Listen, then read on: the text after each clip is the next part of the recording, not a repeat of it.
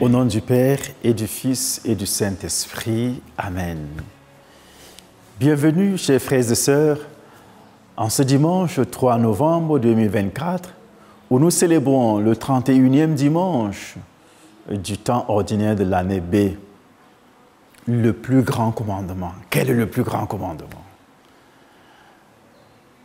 La première lecture est du livre de Deutéronome au chapitre 6, versets 2 à 6, le psaume 18. La deuxième lecture de la lettre aux Hébreux, chapitre 7, 23-28, et l'évangile de Marc 12, 28b à 34. Les lectures de ce dimanche, frères et sœurs, sont comme une belle tapisserie avec des fils d'amour, de dévouement et de chemin vers la sainteté. Dans la première lecture, Moïse dit aux Israélites: « Écoute, Israël, le Seigneur notre Dieu est l'unique Seigneur. » C'est la partie la plus importante de leur foi. Tu aimeras le Seigneur ton Dieu de tout ton cœur, de toute ton âme, de toute ta force. Le livre du Deutéronome, chapitre 6, versets 4 à 5, nous le dit. « Je t'aime, Seigneur, de toute ma force. » Le psaume 18, 1 le dit. C'est une phrase illustrée pour répéter l'appel que Dieu a lancé à l'homme.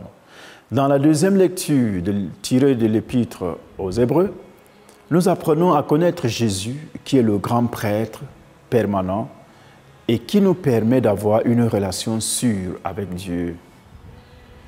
Jésus est le lien entre les hommes et Dieu, et à travers lui, nous pouvons ressentir tout l'amour de Dieu.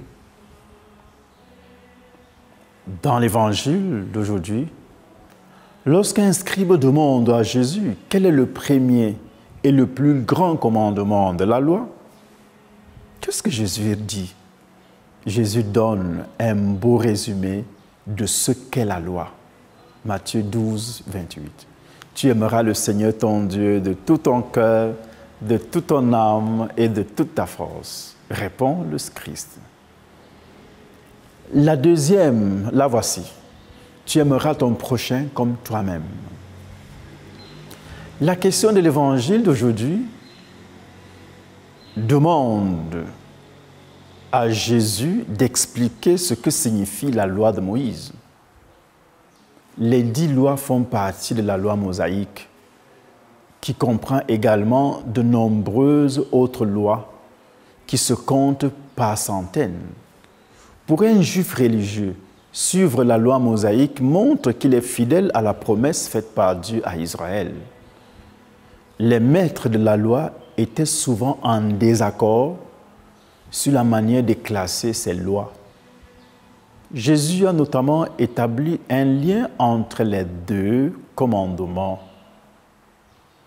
Aimer Dieu et son ami ou son voisin ou son prochain.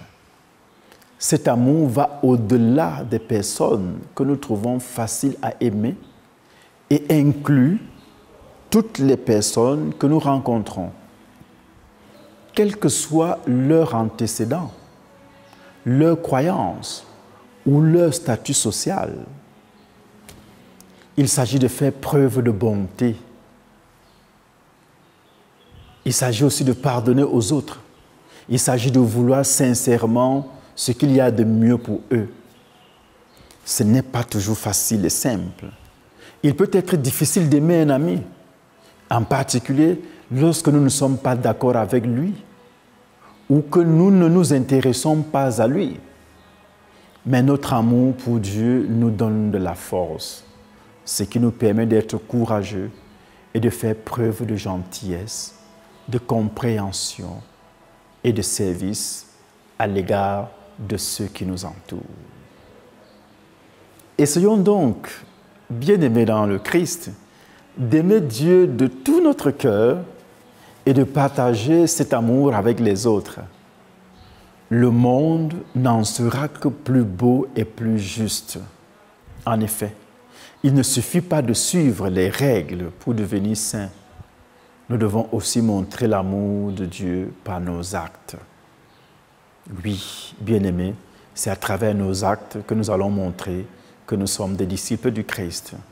que cet amour nous anime à rester connectés à celui-là qui a l'amour par excellence, à savoir Dieu lui-même, pour que nous puissions être des apôtres de l'amour, que nous ne respirions que de l'amour, que nous ne vivions que de l'amour. Que le Dieu de l'amour vous bénisse, lui qui est Père, Fils et Saint-Esprit. Amen. Allez et vivez l'amour du Christ. Nous rendons grâce à Dieu.